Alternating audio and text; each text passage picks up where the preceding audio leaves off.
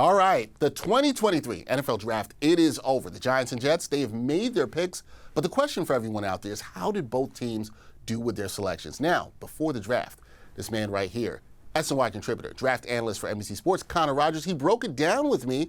Now he joins me in studio to give some grades to the Giants and Jets. Let's talk about how they did, but we got to ask Connor because he's been a very busy man these last couple days. Connor, how are you doing amid all the madness of the NFL Draft? Is the madness still going on? It just kind of starts all over again, Dexter. But I'm great, man. This is when it gets fun. You have players actually assigned to teams. The same question isn't always, will Bryce Young go number one? How high will Will Anderson go? It's now we could look at the Giants got a number one corner in Deontay Banks. Specific conversations like that, and fans are really ignited and excited by things like that. So this is when you get that second wind, I would say, with the NFL Draft. All right, so let's get into the second wind. We're going to start with the Jets because they did not get the offensive tackle that I think a lot of people thought they would get. You and I spoke about this before, and they had 7 picks in this draft, right? Yep. So when you look at what they were able to do, they get an edge rusher in round 1. What do you think of how the Jets did in the draft? How do you grade what the Jets did here at the 2023 NFL Draft? I think it was solid. It was a lot of depth, right? And for me, it landed at a B- when I look at it. And I try to be honest. You don't want to give everyone an A because the reality is a lot of these guys aren't going to make it. The NFL Draft hit rate is not great. But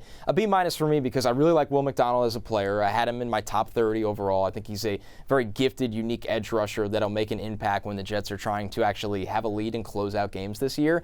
And then when you go back to the offensive line conversation, they were able to get what they think is their center of the future in Joe Tippmann in the second round. They got Carter Warren from Pitt, a guy that started since 2019 at left tackle. Yep. And I mean, you know Pitt very well. I mean, they've had a lot of success with guys like him. And how about Israel Banakanda, the running back, a 4.26 speed, 20 touchdowns, over 1,300 yards.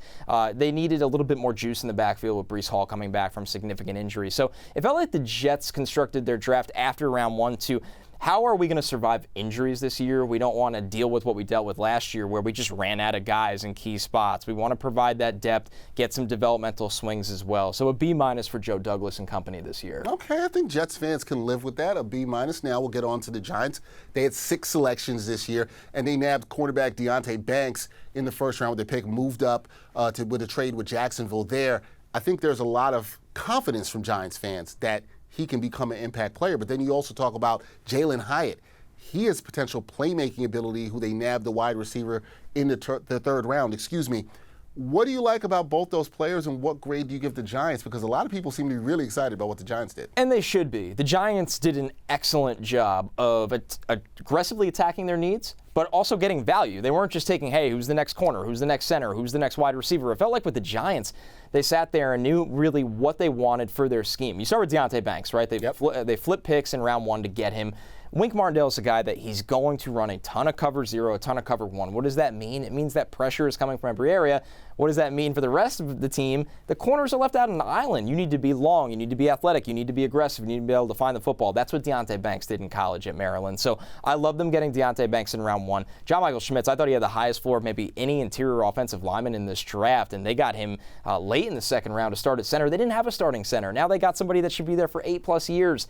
And then, of course, you look at Jalen Hyatt. Everybody loves the speed. How could you not? 5 touchdowns against Alabama, vertical threat, really this Will Fuller clone. The Giants' offense, it just felt like they needed an explosive threat. And it's not just to throw the deep ball, which is a nice element now for Daniel Jones. It's to take defenders out of the box that are cheating in to stop Saquon Barkley and cause a little pressure and stress on the back end of the defense. So for the Giants, I thought they did a great job, and I have to give it a B+. I think they got some impact players across the board. Okay, there you go. B- for the Jets. B+ for the Giants. It sounds like the New York teams, they did pretty good. We didn't give any Fs here. At least you did not. No Fs. All passing grades. Better than passing. Yeah, much Studied better well. than passing. Studied well. Executed. Now we just got to see how that all works on the field. We'll see how that goes. That is Connor Rogers, NBC Sports draft analyst. Also see him contributing here on SNY as well, too. Connor, great to talk a lot about the draft. Hopefully the madness is over for you now. Yeah, we'll have that cool down period. Everything will be great. We'll cool down. There's great stuff on the draft. Thanks, guys.